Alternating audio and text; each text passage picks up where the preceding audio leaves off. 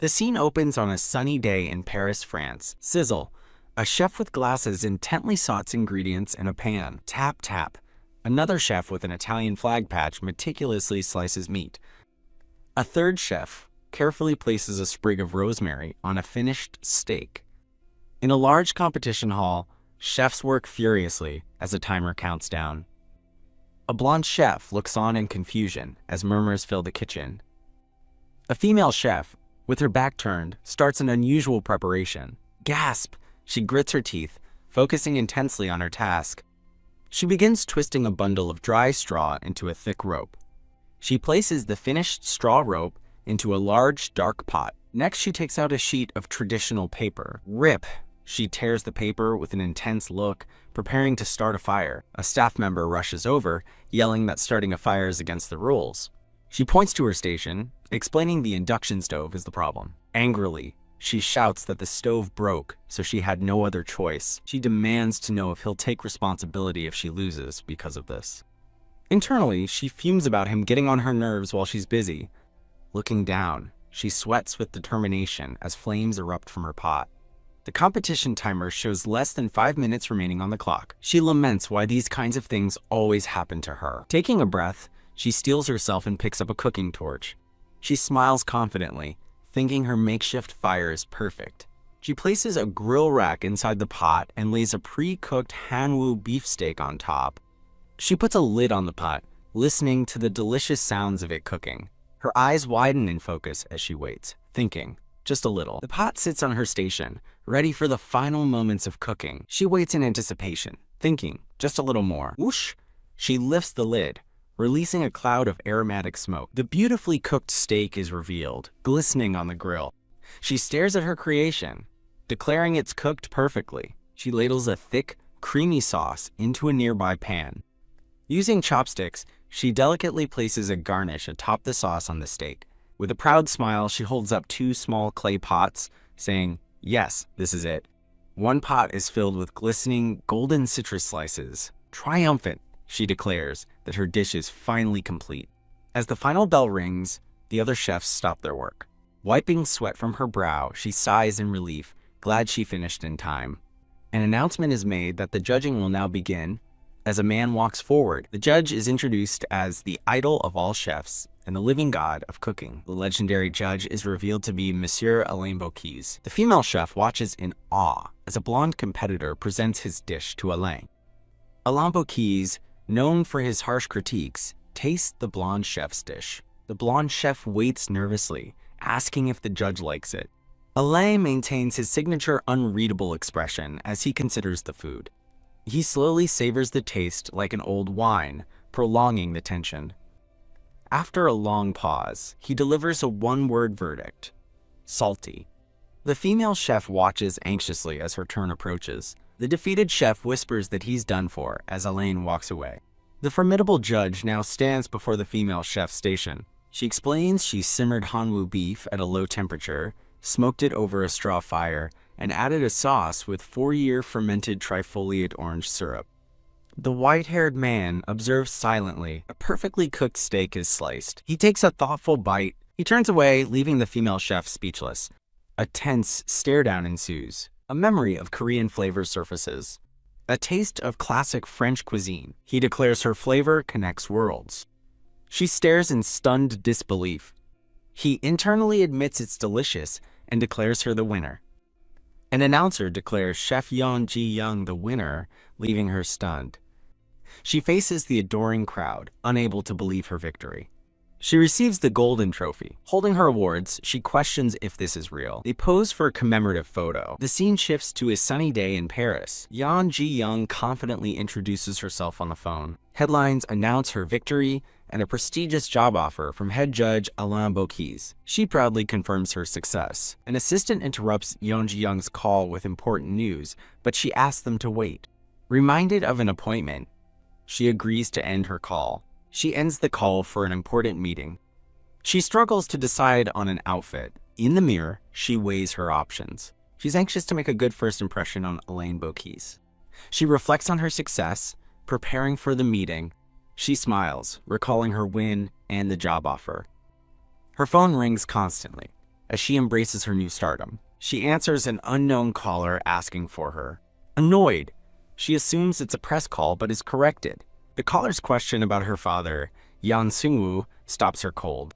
She confirms his identity, only to learn he's fallen unconscious. A car speeds toward the Paris airport. She drives with grim determination, her father on her mind. She recalls the man who first opened the door to cooking for her, and who also tried to block her path. Her dad was a well-known historian, respected in his field.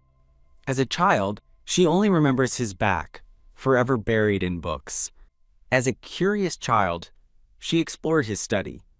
She finds a mysterious old book on his shelf. The book, Mangun, is revealed to be a lost book of recipes. The moment she reads it, all its contents flow into her mind. And just like that, her new life began. Her life in cooking began. Whack! A stinging slap. Her father berates her, calling her pathetic for choosing to cook. He furiously forbids her from pursuing her dream. She challenges his sudden authority over her life. Tearfully, she asks why he's trying to ruin her dream now after ignoring her for so long. She vowed to become a huge success and prove her father wrong. 7 years have passed since that day. Now Yan Ji-young drives with a worried look. Her hands grip the steering wheel tightly. A violent storm rages around her. She laments never being able to stand proudly before him as a truck suddenly appears. She looks up in stunned disbelief. Screech! She braces for the impact. Crash. The truck slams into her car. Her car plunges over the bridge. She sinks helplessly into the water. Her body goes limp in the deep. As she sinks, she wonders if becoming a chef was truly a sin. From above, a figure in traditional clothing reaches down. A mysterious hand grasps hers tightly. Huck! She gasps for air. Suddenly awake, she crawls onto a grassy riverbank. Coughing up water, she realizes she almost died. She looks up at a group of imposing men in historical clothes. She finds herself surrounded by villagers from another era. Confused, she stares at her strange surroundings. Slam! She is thrown into a wooden cage. Guards cart her away down a dirt path. She is brought into a traditional Korean compound. She looks around, trying to understand what is happening. Kneeling with her hands tied, she wonders if it's a hidden camera show. But the grim, serious faces of the villagers suggest otherwise. A man in the crowd shouts that she's a she-demon. An elder points accusingly, claiming she crawled out of the water. A monk-like man prays, calling her a bad omen. As the villagers whisper fearfully, she wonders why they are acting this way. A man mocks her modern clothes, and she internally scoffs at his own ragged appearance. A bearded official shouts for silence. The guards all bow as a lord arrives. The official introduces himself as Hong Yeon-guk of the Gyeonggi Provincial Office. He sternly demands to know why the stranger has appeared here. Confused, she asks if they're filming a historical drama. Enraged by her response, he orders a guard to shove her head down. Her face fills with terror and confusion. She muses that people only seem to listen after being hit. An idea suddenly strikes her. She cheerfully introduces herself as a citizen of the Republic of Korea, confusing the officials. The officials speculate that Korea must be a small island nation to the south. Hong Yeon-guk asks why she traveled from her home to the land of Joseon. His question leaves her completely baffled. She thinks to herself that Joseon is just the old name for Korea. Realization dawns as she remembers her accident was in France, not Korea, just before a guard strikes her again. Annoyed, she glares at the guard, wondering why he keeps hitting her. The officials look at each other, convinced she is a demon. An elder questions her bizarre appearance and bewitching tone. Another calls her a strange creature as she internally fumes at the insults. The villagers agree, calling her an ominous sign and a she-demon. Fearing a bad harvest, the crowd demands she be thrown back into the water. Hong Yeon-guk shouts for silence as a guard draws his sword. The guard reminds them that strangers must be properly interrogated by law. Hong Yeon-guk stares intently. Declaring her silence suspicious, he orders her to be detained immediately. She looks up, her face a mask of pure terror. The scene shifts to the inside of a wooden prison cell. Thud! She lands in the cell, stunned into silence. She turns to see a large, bald man also bound and imprisoned. As night falls, she breaks the silence, asking who he is. Hong Yeon-guk stands alone under the moonlit sky. He gazes at the full moon, realizing the important day has come. Narration reveals the infamous father and son arrive tomorrow. The menacing minister I.M. Sahong and royal secretary I.M. Sungjae are introduced. Hong Yeon-guk recalls his father's warning about the powerful I.M. family. He curses the timing of the she-demon's appearance. The thought of rumors reaching his majesty makes his blood run cold. Shaken, he turns and walks away quickly.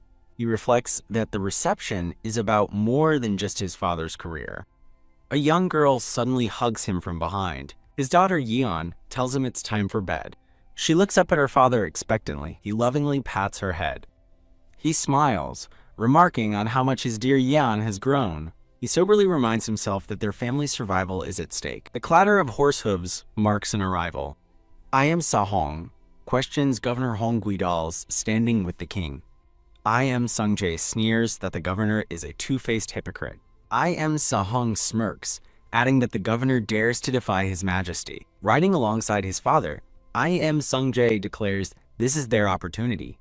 They plan to corner the governor and solidify the king's trust. The two ride towards the grand provincial office. A guard performs a ritual purification as they pass. I.M. Sungjae gets his father's attention. He grins, revealing he has a plan. A shocked shout echoes from within the estate. Governor Hong Guidal furiously demands an explanation from a kneeling woman. The woman frantically reports that all the cooks and kitchen maids have vanished. She looks back in horror at the empty kitchen. She explains that she found the kitchen completely deserted. Startled, she had rushed to the servants' quarters, but she found them empty as well. She remains prostrated before the silently fuming governor. He clutches his head in despair, wondering what to do.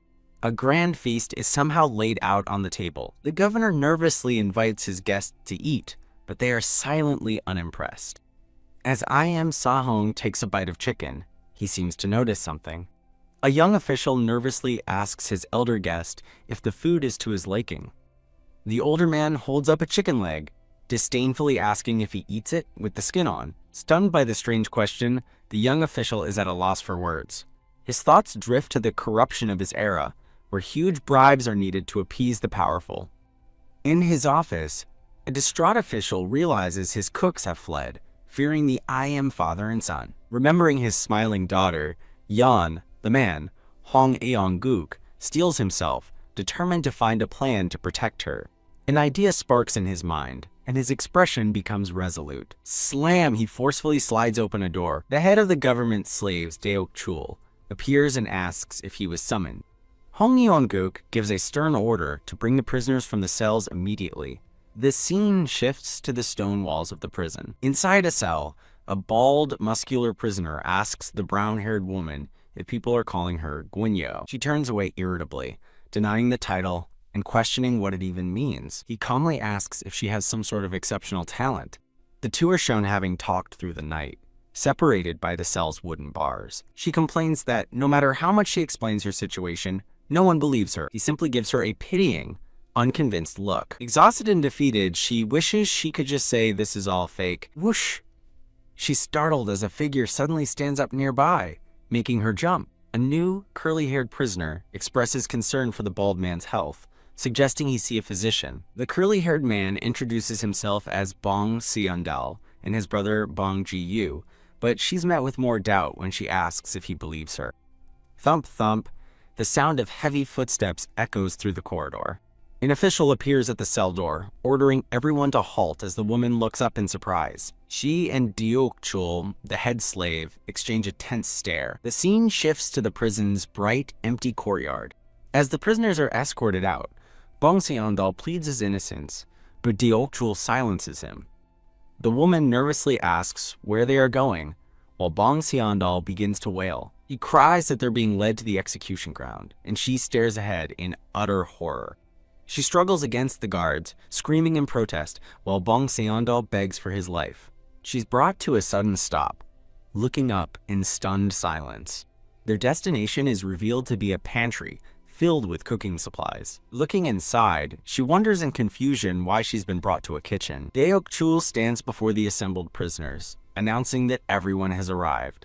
A new lord appears, the same man from the dinner, and she watches him with a nervous sweat. The lord looks down on them with a slight, confident smile. He asks if the kitchen brings back old memories, leaving her completely baffled by his question. He faces her directly, repeating his strange, nostalgic question about the kitchen. Her heart pounds with anxiety as he presses her, asking if he's wrong. The lord then turns his attention to the two brothers, Bong Xiandal and Bong Jiyu. He correctly identifies their crime, selling dog meat disguised as black goat, which Bong Xiandal weakly tries to deny. Standing beside the woman, the lord offers the prisoners one last chance to live. He looks upon the group with a stern, unwavering gaze. He orders them to cook for the IM family, confirming the woman's shocked disbelief. She and the brothers are stunned to hear they must cook for the infamous IM family. The lord orders his men to escort the prisoners to the kitchen as she tries to protest. He stands alone in the courtyard, watching them go with a thoughtful expression. He thinks to himself that this test of theirs will be anything but easy. The scene transitions, showing a sunlit traditional rooftop. Dressed in a cook's apron, the woman stands in the kitchen, anxiously facing a large cut of meat. A large, raw tenderloin rests on the table. The brown-haired woman despairs as a voice tells her to give up. As she regains her composure, the curly-haired man laments that they're all as good as dead. He points at her, yelling that the guignol doesn't know anything. She crosses her arms, looking at him with a serious expression. The curly-haired man cries, terrified of the infamous IM father and son. He explains their ruthless nature and notoriously picky tastes. She turns away from him, silently contemplating her options. Rolling up her sleeve, she tells the men they don't know who she is. She clasps her hands confidently, vowing to tame their palates today. She declares that no one is more confident in their cooking than her. The scene shifts to a grand pavilion. IM Sahong and IM Sungjae walk along the veranda. IM Sungjae suggests they mobilize the government slaves. IM Sahong explains that mobilizing them would place responsibility on the provincial office. He continues his thought, a slight smile on his face. Dismissing the prisoners as mere swindlers, he shocks his son with his plan. He coldly states that the prisoners will have to take the fall for them. The scene transitions back to the estate grounds. Thump. As a knife falls, a thought reveals this will also handle rumors about the guignol. A muscular man nervously eyes the meat, flexing his hands. The woman takes the cleaver from him, intending to inspect the cut. She begins to knead and handle the large piece of meat. She notes the meat is tough and fatless, likely from a work bull. The curly-haired man rushes in, calling for the guignol. He proudly presents a basket of fresh vegetables he gathered. As she accepts them with a smile, the man, Bong Seondal, boasts that finding things is easy for a man of his experience. She looks at him, moved to tears by his effort. She challenges him, asking if even the great Bong Seondal can find mushrooms. Taking the bait, he dashes off, promising to fetch them at once. She smirks knowingly as the bald man looks on in confusion. Holding a leaf, she notes they have vegetables for extracting juices.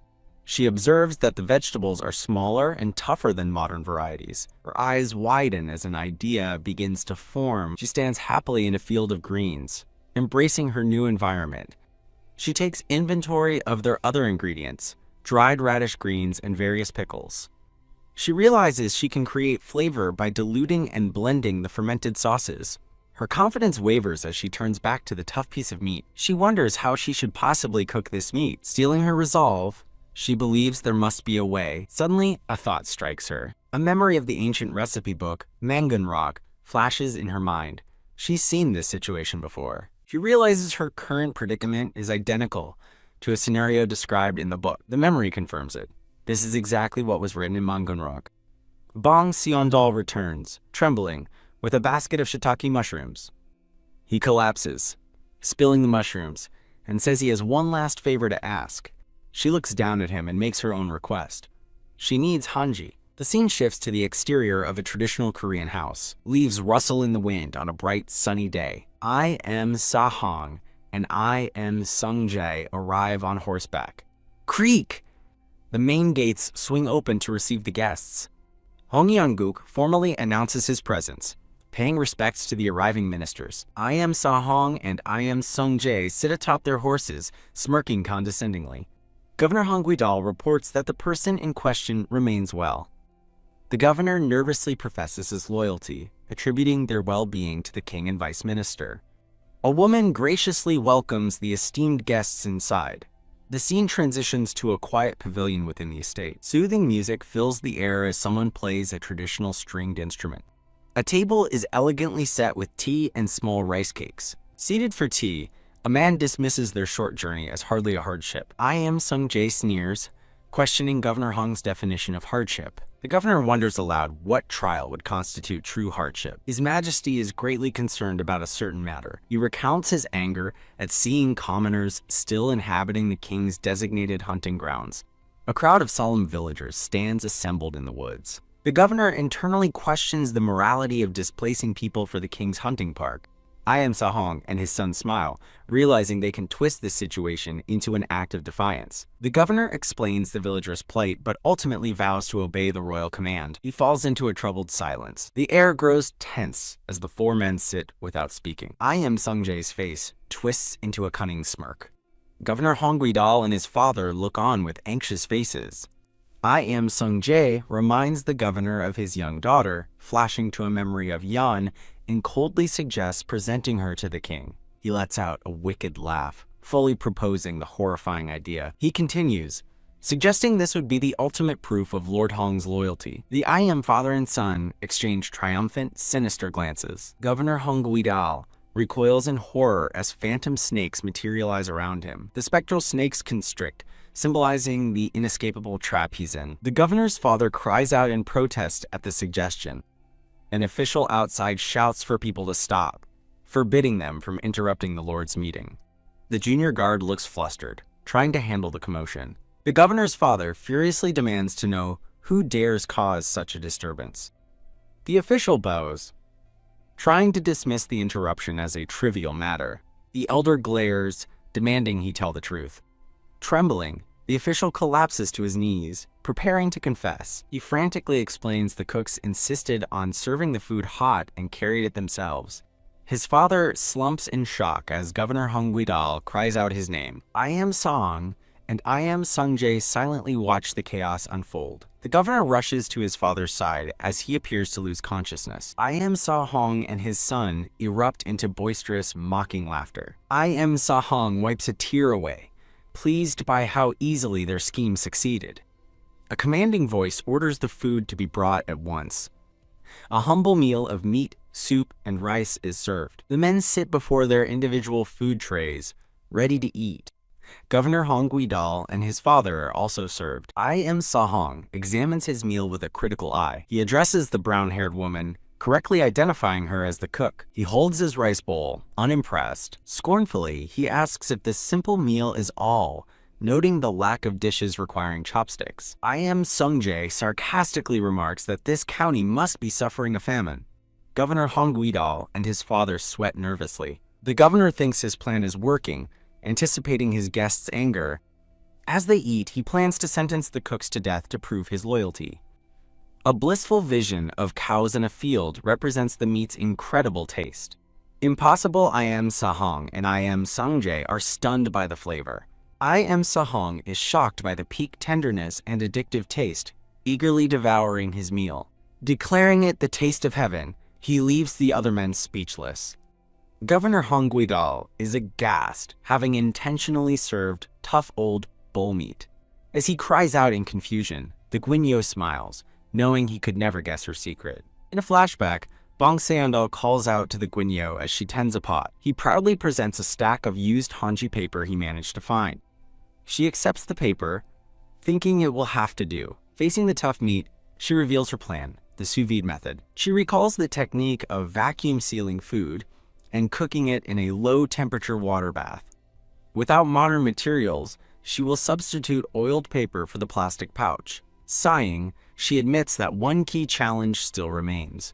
A crucial element of sous vide is maintaining a stable water temperature. She plans to mix boiling and room temperature water to reach her target. By adjusting the volumes, she creates a bowl of water at the perfect 55 degrees Celsius.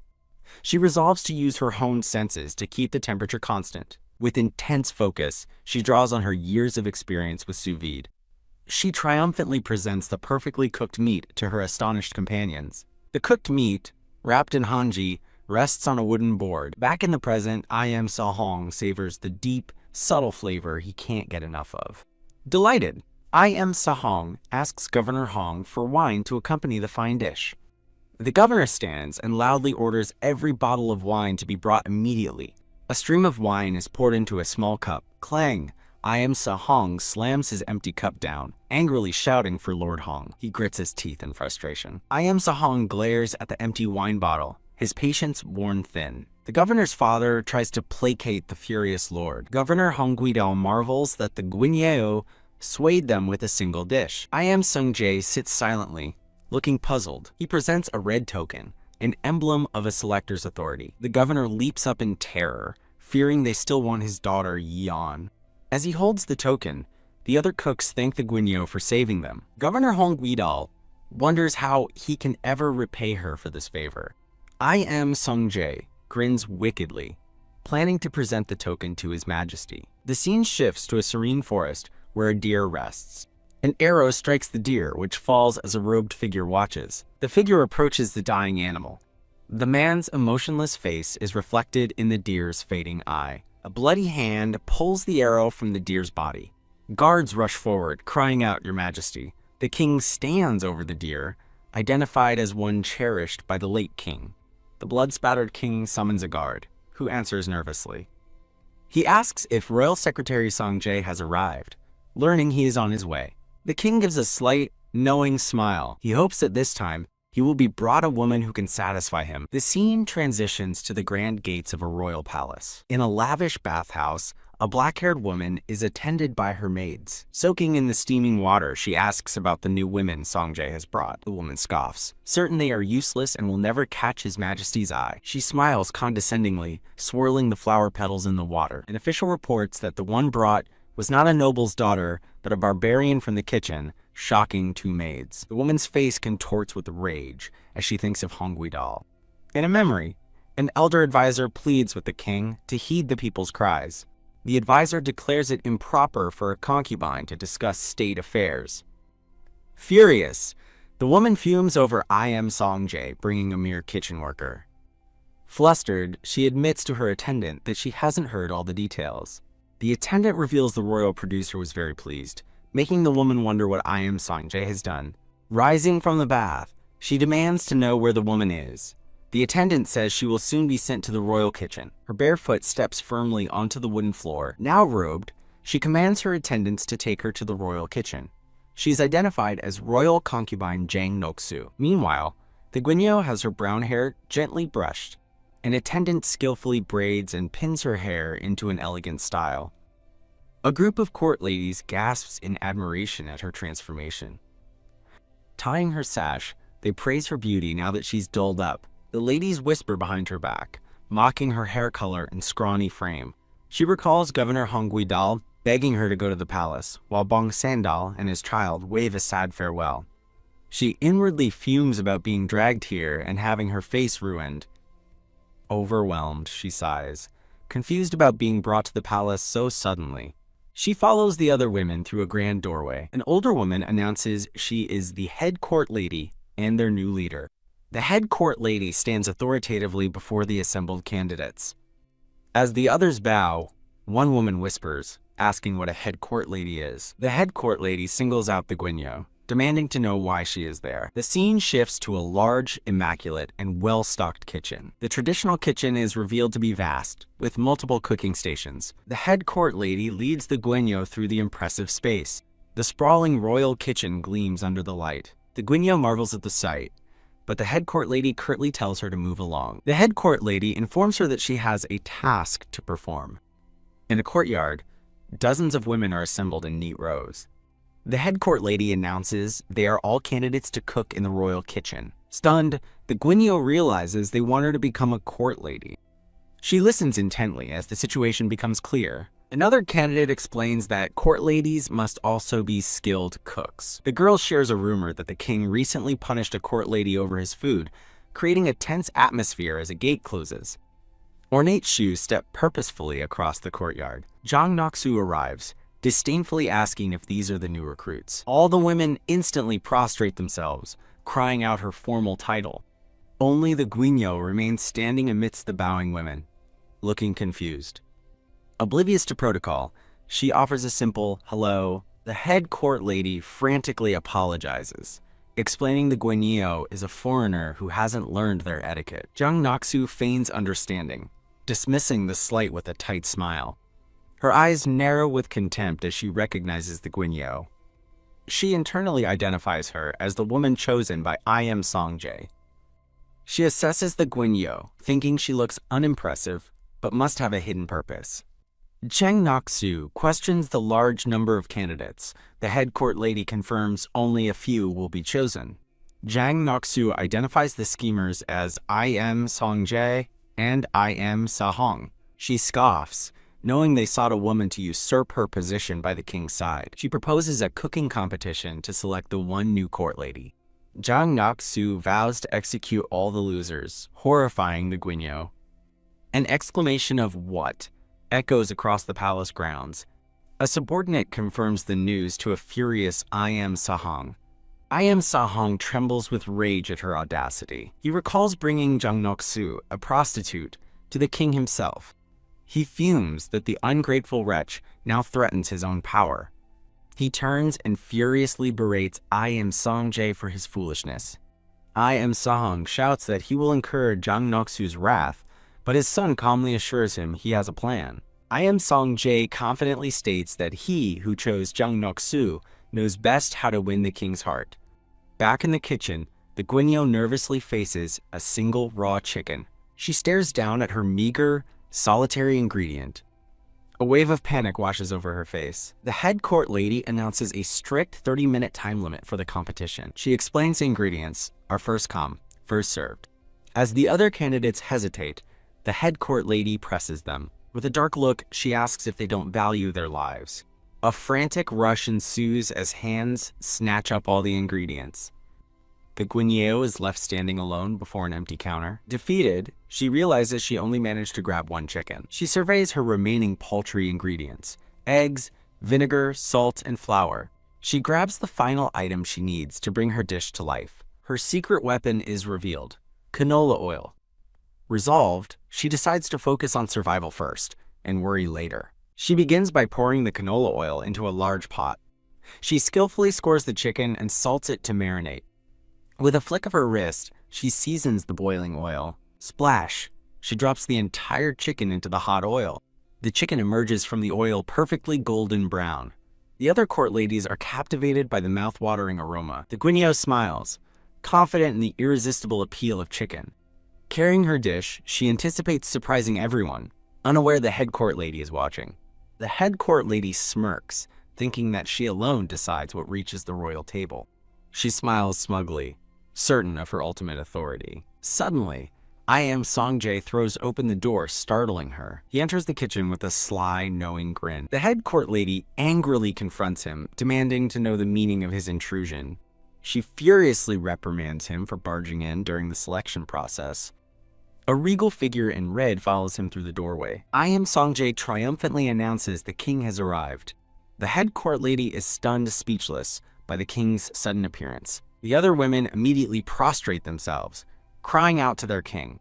The king's gaze falls upon the guignol at her station. He declares it would be a shame for him to miss such an interesting event. The king stands with his arms crossed, a pleased look on his face. He surveys the long table filled with the candidates' prepared dishes. The king asks I.M. Songjae if these are the dishes from the new recruits. The head court lady quickly claims they prepared this feast in secret to please him.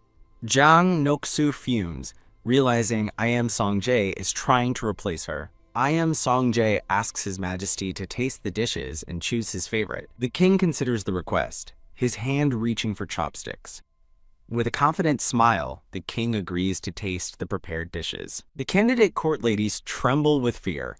A variety of meticulously prepared dishes are laid out on the table. The king chews thoughtfully, humming in consideration. He stands over the long table, surveying the many offerings. The king's expression darkens with displeasure as the head court lady watches. He sighs, bored, complaining that all the flavors are too familiar. Despite countless delicacies, no dish has ever truly satisfied the king's palate. The head court lady apologizes, vowing to punish the cooks for the failure. A candidate whispers in fear, while another shushes her, warning of death. The guignol asks who the woman is, learning she is Lady Sukyang. Hearing the name Jang Noksu, the guignol is struck with recognition. She recalls reading in her father's books about Jang Noksu, a Giseng who rose to power. In a moment of horror, she realizes she's in the era of King Yongsan. The king pauses mid-meal as she processes the terrible revelation. She stares in disbelief, realizing it truly is King Yongsan. The king's attention is caught by an unfamiliar dish at the end of the table. He squints, observing that the dish appears to be chicken. He notes its unusual preparation, neither boiled nor grilled. Certain the unique dish belongs to the new woman, he smiles as I Am Songjae grins. The king carefully uses his chopsticks to peel a piece of the crispy skin. I Am Songjae smirks, confident the king will be impressed. As the king brings the food to his lips, I Am Songjae thinks of its extraordinary nature. A flash of realization hits the king as he tastes the extraordinary dish. The sound of a crisp crunch echoes as he bites down. The king stands motionless over the spread of dishes. The head court lady worriedly asks if His Majesty is all right. Thump, the king's hand slams down on the table. The head court lady internally scoffs, certain I Am Songjae's choice has failed. She smugly concludes that I Am Songjae's time is over. The head court lady tries to escort the king away from the disappointing meal. She stops, stunned, as he dismisses her words as nonsense. His expression hidden, the king declares this dish is... His face breaks into a euphoric grin as he finds the taste he's been searching for. Crunch. He devours a large piece of the chicken with relish. He savors the taste with delight as the other ladies watch in awe. He proclaims this is the flavor he has been desperately seeking all along. The king, known for his impossible palate, licks his fingers after clearing the dish. Jang Noksu stares in shocked disbelief, while I Am Songjae smirks victoriously. The guignol and the other candidates watch the scene unfold, stunned. A look of pure satisfaction spreads across the king's face. He sternly demands to know who created this masterpiece. Jang Noksu sweetly attempts to lead the king back to his quarters. He refuses to leave, but she warns he'll miss the evening feast. She pleads with him to listen to her, but he just looks back curiously. The king declares tonight's royal feast will be prepared by the cook of this dish. The king's eyes gleam with a look of intense satisfaction. As the king anticipates the feast, Jang Noksu and the head court lady bow, declaring themselves unworthy of his grace. Elsewhere, the rejected candidates realize only the guignol was chosen, and one fears they're all doomed to die. Panic spreads as the women lament their fate, with one blaming the guignol for their dire situation. I Am Songjae approaches the despondent group, formally congratulating the guignol on being chosen. He smirks with satisfaction, certain that he made the right decision in selecting her. A flashback shows him first approaching the guignol, ordering her to come with him to the palace. I Am Songjae turns to leave, telling her to follow him so they can discuss important matters.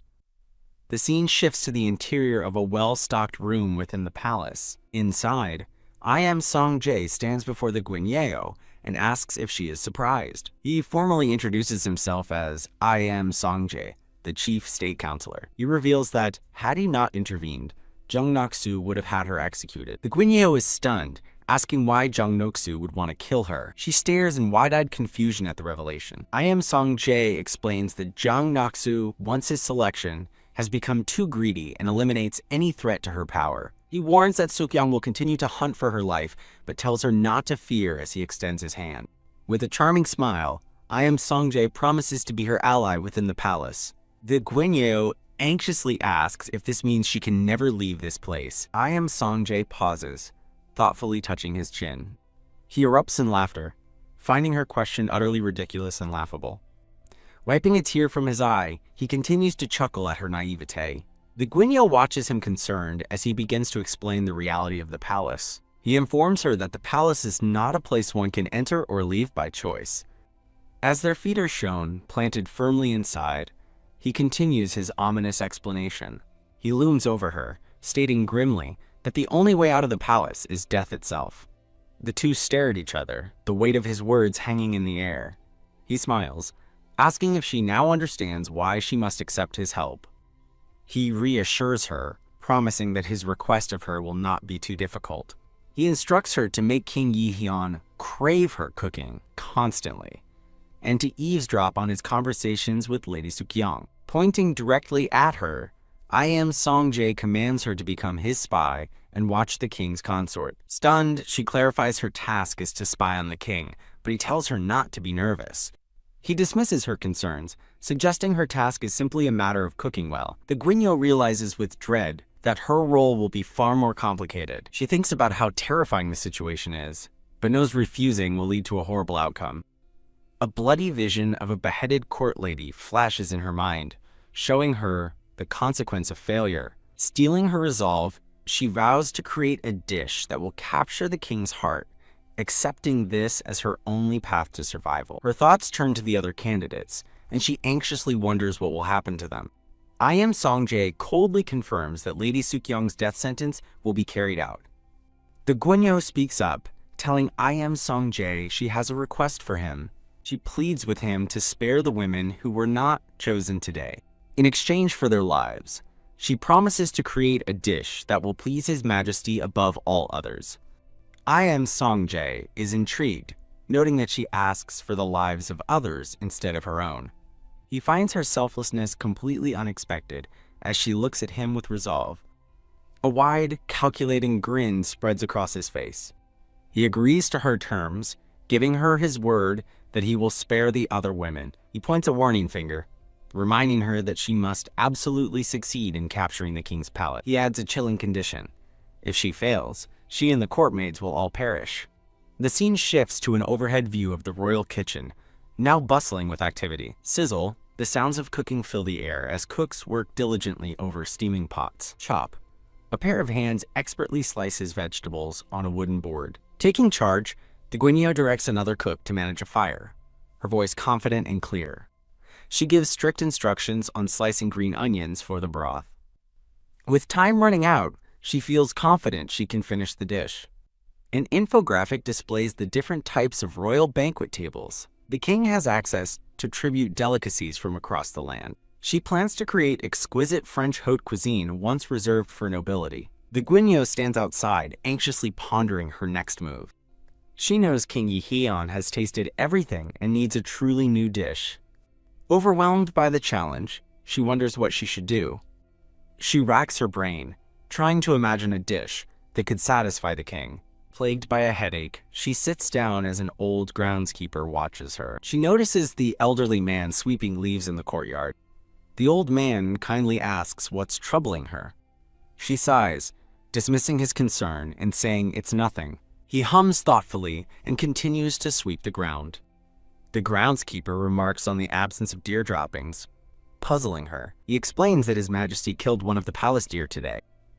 The old man laments the poor deer's fate, blaming the king's love of hunting.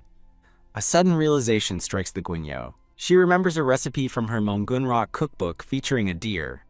A specific dish suddenly comes to mind, giving her an idea. With newfound clarity, she stands up, certain of her plan. She smiles, convinced this dish will finally capture the king's taste. Filled with renewed purpose, she rushes back to the kitchens. She bursts into the room, shouting for the other cooks. They look confused as she asks about the deer the king hunted. She gives a firm command to prepare it in the royal kitchen immediately. She and her fellow cooks stand before the carcass of the hunted deer. They look down at the task before them, the Guinyo's expression determined. A bead of sweat rolls down her cheek as she steels herself. She recalls serving the family, a difficult time in her past. She remembers how the Mangunruk's recipes once saved her life. The glowing memory of her treasured recipe book appears. Gripping a cleaver, she vows this dish will be her key to survival. The sun sets over the grand royal palace. A court lady announces the king's presence as they approach his hall. The Guinyo waits nervously as her dishes are brought forward. King Yi watches with a sly, intrigued smile. Night settles over the palace grounds. In his chambers, the king listens as Jang Nuksu plays an instrument. He leans against her, looking utterly bored by the performance. Jang Nuksu wonders why the king is silent during his favorite melody. She asks him if something is wrong, concerned by his unusual expression. The king complains that the melody isn't soothing him tonight. Jang Nuksu fumes as a lady asks about the new cook's meal. Knock knock. A courtier reports the evening meal was served by Seoksura. As Jang Naksu reacts in shock, the king orders the new cook brought to him. A cunning, satisfied smile spreads across the king's face. The guinyo and her assistants are led toward the king's quarters. Court ladies rush to set up the elaborate meal before the king. Jang Naksu watches the scene unfold, her expression grim, as she thinks, as anticipated. Yan Ji-young anxiously hopes the king will like her meal. Elsewhere, Jang Suk-young's gaze narrows, her thoughts turning to the new maid. She studies Yan Ji-young's face, wondering if she has changed. Jang Suk-young sweetly asks the king if she may attend to him that evening. The king coldly rejects her, declaring he will dine alone. After he dismisses her, she clenches her fist in silent fury. The king calls for the royal dish to be served. He then orders everyone to leave except for the new girl. The room empties, leaving Yan Ji-young kneeling alone before the king. Jang Suk-young casts a resentful glare at her as she departs. Annoyed, Jang Suk-young wonders why she is so bothered, but decides to retreat for now. Silence falls over the grand, ornate room. A vast, intimidating space separates the kneeling maid from the king. The king sits quietly before the meal, a silent "why" hanging in the air. He startles her by suddenly asking what she is doing. He impatiently reminds her to explain the dishes being served. She agrees, mentally steeling herself to remain calm. She knows any sign of nervousness could have terrible consequences. The king watches her, a slight, expectant smile on his face. As she describes the beef tartar, he abruptly tells her to wait. Confused, she looks up and asks for clarification. His intense gaze makes her stammer a response. Averting his eyes with a blush, the king asks if she tasted the food for poison. The reality hits her. The infamous tyrant Yeon is right in front of her. She assures him that the dish is clean and safe. Her eyes widen in shock at his unexpected request to give him a piece. As she hesitates, he presses, asking if she heard his command. The king shifts closer, the red silk of his robe rustling. Leaning forward, he points to his lips and orders her, "Feed me." His eyes lock onto hers with an unnerving intensity. She stares back, frozen in complete shock. He maintains a serious, almost sparkling gaze, waiting for her to act. She continues to stare, unable to process his intimate command. Blushing, she's suddenly struck by how handsome Yeon Sang-gun is. The king leans expectantly over the low table, a faint blush on his cheeks. With a trembling hand, she picks up a piece of tartar with her chopsticks. She nervously offers the bite to him. She closes her eyes in embarrassment, holding the food steady. He leans in, bringing his mouth toward the offering. He delicately takes the bite from her chopsticks. He settles back into his seat, his expression unreadable. He remarks that while it's the same dish, it tastes completely different. A faint, pleased smile plays on his lips, keeping her in suspense. He then samples the tarakjuk, a rich porridge of rice, milk, and vegetables. Next, he tries the whole goose liver, a rare Western delicacy. Smirking, the king says he now understands how she caught I.M. Sungji's attention. Relieved that he likes the food, she quietly thanks him. He then instructs her to lift the cloth from the main dish. He reaches out and lifts the phoenix-embroidered cover himself. His eyes widen in absolute shock at what is revealed beneath. The dish is revealed, a platter of glistening deer tongue. The deer has long signified royal authority. To eat deer is to embody absolute power, a perfect dish for the dominant Yeon Sang-gun. He picks up a slice of meat, saying, "There's no need." He offers her a bite as she anxiously prays her choice of dish was correct. An awkward silence fills the room as he turns away. She frets over his prolonged silence, her chest growing tight with anxiety. As she wonders what he's thinking, he remains lost in thought. Suddenly, he grabs her wrist, stopping her. He holds her wrist firmly, his intense gaze fixed on her. Looking into her eyes, he declares, "I've concluded. It will be you." He stands and summons her to the central throne hall the next morning. A confident, knowing smirk plays across his lips. The next day, she kneels alone before the king and his assembled court. The king surveys the room, noting that everyone is present. He announces to his officials that he has something to say. He elaborates that his announcement is of crucial importance. Confused, she looks up from her place in the center of the hall. Pointing directly at her, the king begins his declaration. He proclaims her the new head royal cook of the Surigan. The officials erupt in shocked murmurs, questioning the sudden appointment of a stranger. She stares in utter disbelief, unable to process his words. In a flash of insight, she realizes this was his plan all along. Ahem. An older official clears his throat, preparing to speak. The official steps forward, formally objecting to the king's decision. An official named Xiang Hian argues the position of head cook is too prestigious for a novice. He insists that appointing a new maid violates all precedent and decorum. Bowing with the entire court, he begs the king to reconsider.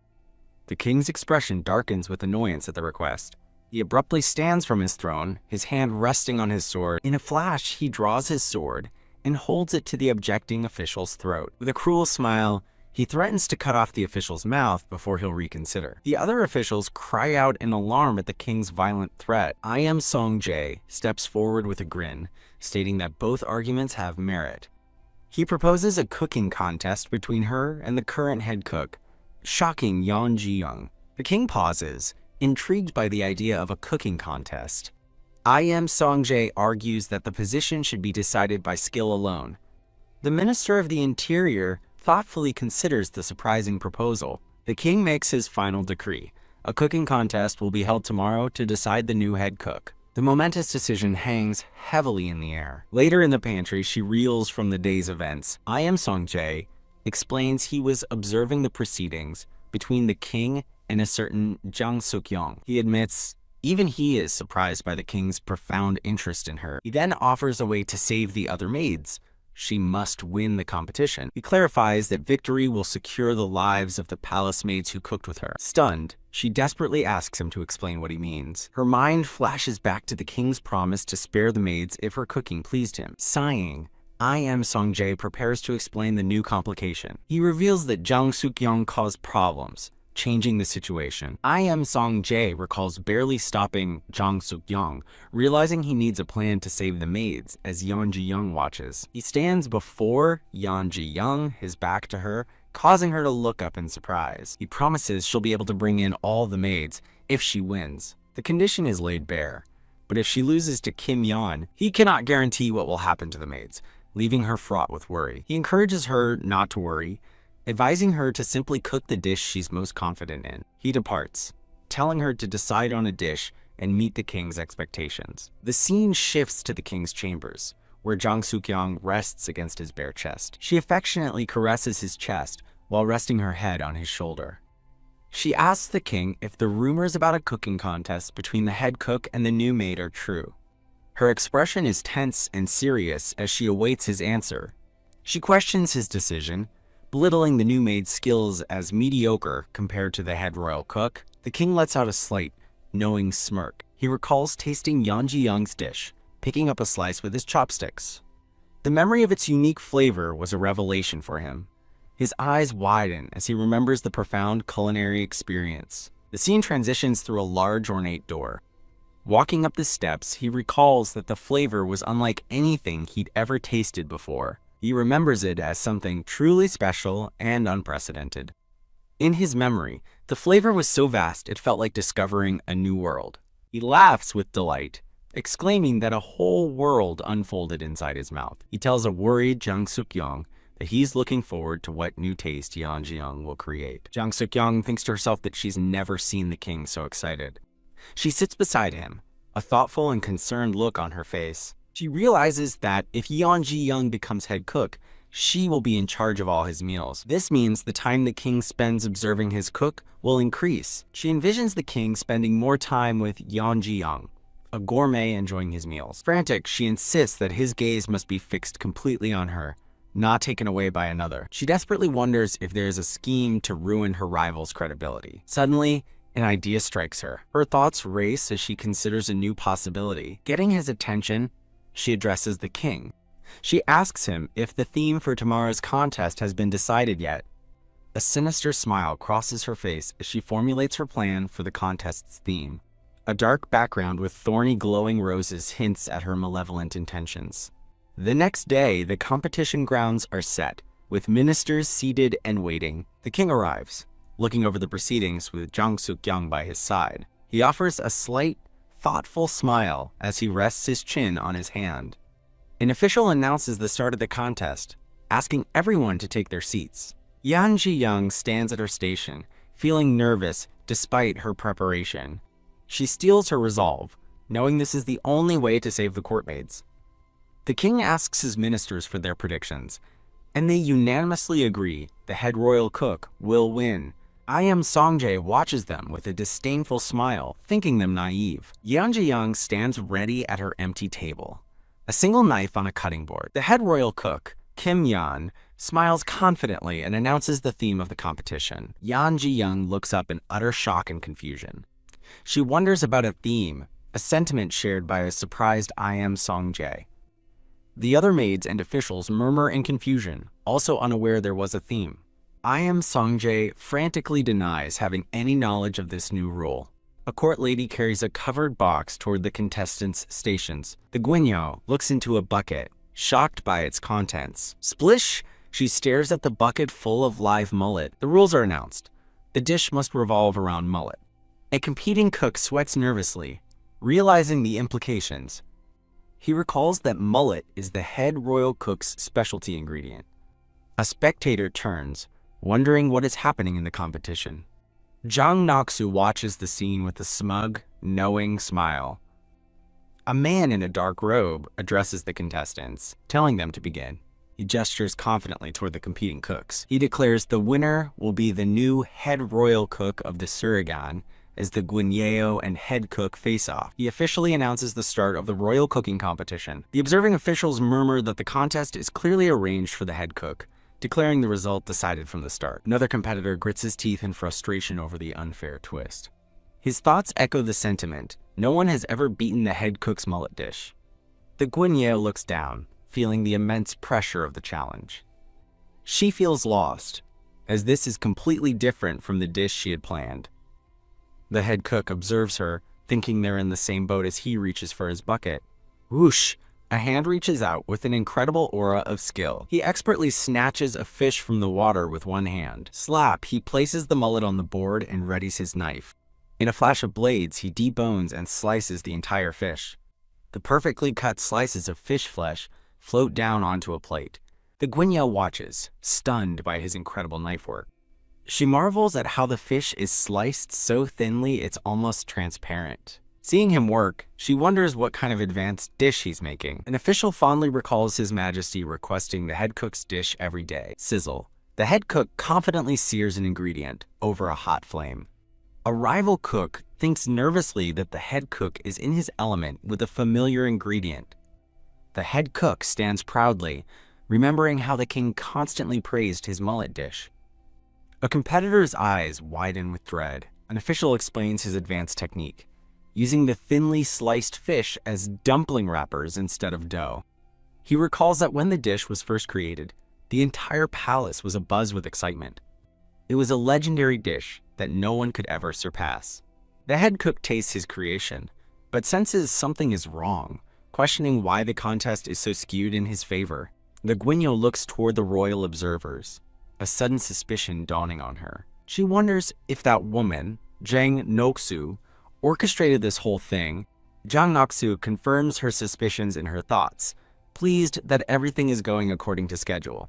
She believes the guignol's luck has finally run out today. Jang Nok-soo asks her attendant, Chu-wol, what she sees in the guignol's expression. Chu-wol says she looks like a trapped rabbit, and Jang Nok-soo smirks, thinking her opponent is paralyzed with fear. The guignol stands alone at her station, feeling the weight of the moment. She thinks to herself, calm down, Yan Ji-young. Don't rush. Standing over her station, she desperately tries to think of the best possible dish. She focuses on the mullet, searching for an idea to bring out its best flavor, when inspiration strikes. She rolls up her sleeves with newfound determination. With a confident smile, Yan Ji-young pulls a fish from the bucket, ready to begin. Song-jae watches her sudden change in demeanor with a curious smirk. She begins her work, first scaling the mullet and then mincing the flesh. Tap, tap. She pounds the minced mullet meat smoothly in a mortar. Two officials watch her strange technique, wondering what she's making and admitting they've never seen it before. She begins her recipe by cracking an egg into the mix. Using 2 wooden spoons, she deftly shapes the paste into ovals for boiling. The fish cakes are then pan-fried to a perfect golden brown. Her secret weapon is revealed, a sweet and savory shrimp sauce. Yan Jiyoung focuses intently as she prepares the finishing glaze.